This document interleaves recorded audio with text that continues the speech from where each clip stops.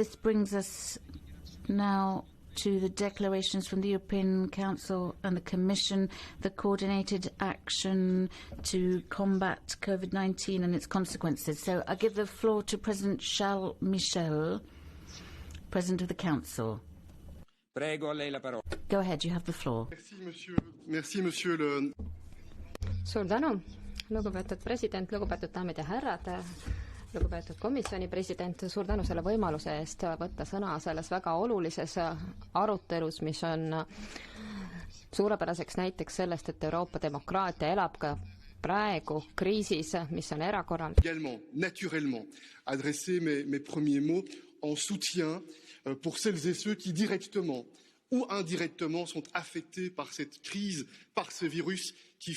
To all those who are directly or indirectly affected by this crisis, this global crisis, we express our gratitude to all citizens who are working, who are also accepting these severe restrictions on their liberties, which have such an impact on their everyday lives for each and every one of us. Now, there can be no doubt the only option right now is to come together, shoulder to shoulder, to come together as different regions of the world and to work together. And that's exactly what the European institutions will help us to do. So let me just give you some information about how the Council has been acting in this crisis. Now, we've had 3 Council meetings with via video conference that were focused on this crisis and trying to provide solutions and answers and coordinating actions, finding ways to coordinate and cooperate amongst countries. Now, when we understood the scale of the crisis, we took action immediately to try and slow down the contagion, so across borders. So, of course, that has an impact on the single market. So we were trying to ensure that research could continue on treatments, vaccines. So together with the European Commission, we're trying to really redouble those efforts so that we can speed up and fast-track this research so we can find a scientific solution to the treatment problems that we currently have. Now, to give you some concrete information, the Council and Commission have a double mandate when it comes to working on a roadmap. We need to work on this roadmap to come up with good practice, recommendations, and foster the best possible level of cooperation between the member states and together work on an exit strategy, a strategy that will allow us to gradually come out of the restrictions we're living under and using specific criteria to determine this. Secondly, it's going to be about helping heads of state and government in the short and medium term when it comes to relaunching their economies.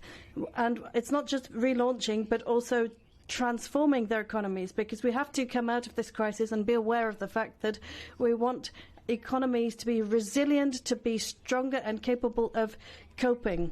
With you, what are, in my opinion, the 4 chapters for which it's very important to try to open the debate and to try to take some decisions together, to take steps together. The first priority, in my opinion, in order to succeed in such a recovery strategy is certainly the single market.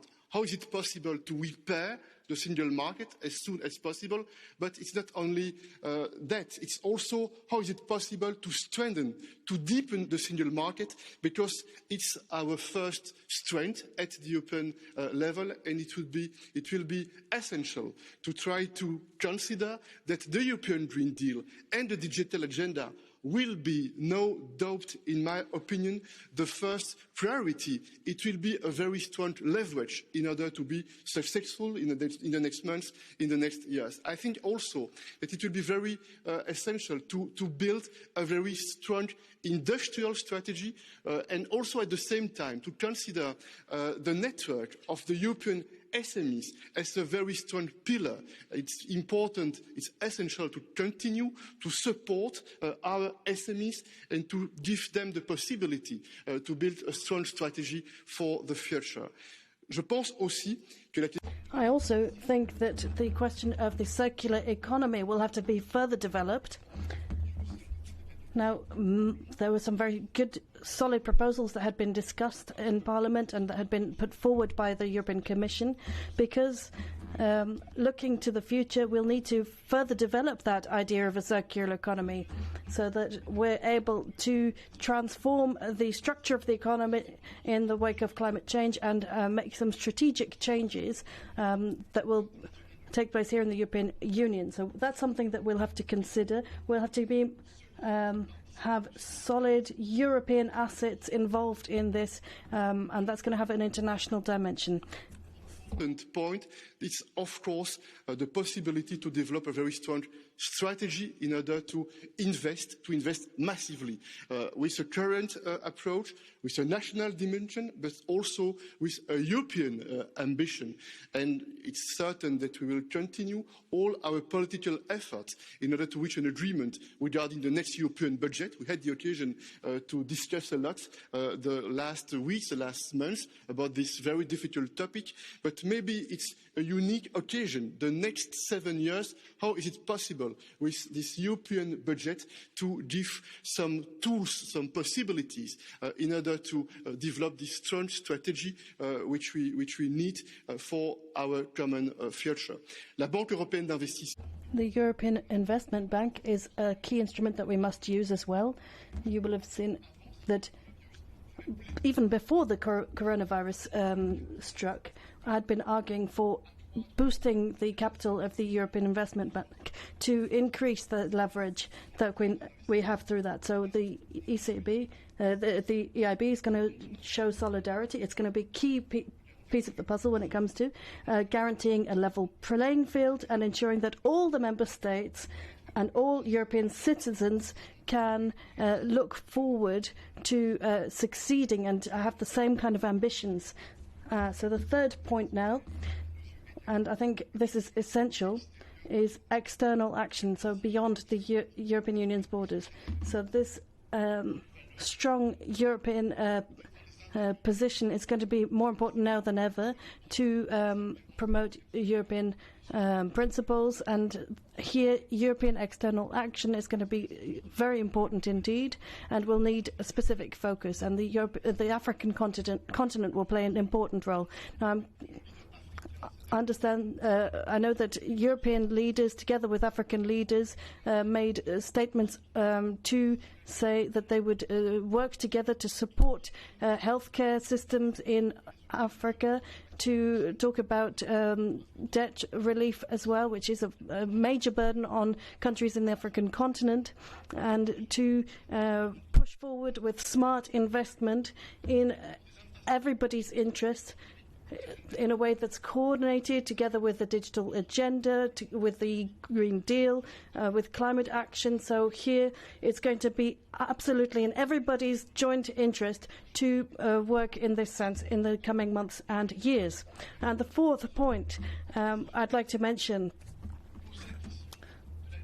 we need to ask ourselves about European governance and European resilience. How can we ensure that we emerge from this crisis stronger? How can we improve cooperation procedures and processes? And I know this was discussed a lot, the conference on the future of Europe.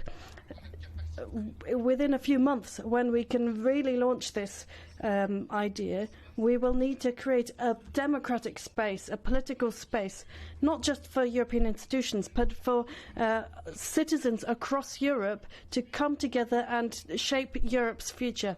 So there's clearly going to be an ambition here to push forward change, to adjust things, and to really hone in on European values of solidarity, of freedom. And those will be the core issues we'll keep coming back to. That will be the red line, our guiding line here. We'll need to try and keep our heads above water and keep an eye on the values that bring us together and that will drive us forward. So, in short, there are many challenges that we face right now. I think we've shown in the past that we've been able to cope with adversity in difficult times, and sometimes it takes a crisis to bring people together, to really bring out creative thinking and to find solutions, and all of this will be necessary in the future. We will need to discuss different ideas for solutions in the short and medium and long term, and I have faith in our capacity to do this, in our ability to cope and to ensure that we can make European democracy work and European institutions work, and in a legitimate way. And I think there's genuine capacity here to move forward. You can count on me, you can count on the European Council to keep a dialogue going with the European Commission, with Parliament. So thank you very much for the resolution. This is going to be guiding our work in the short, medium and long term in the European Council. So I also, of course, this will be implemented in the 27 member states in the future. Thank you. Presidente. Thank you, President. I now declare the voting open on the first voting round. The voting is open.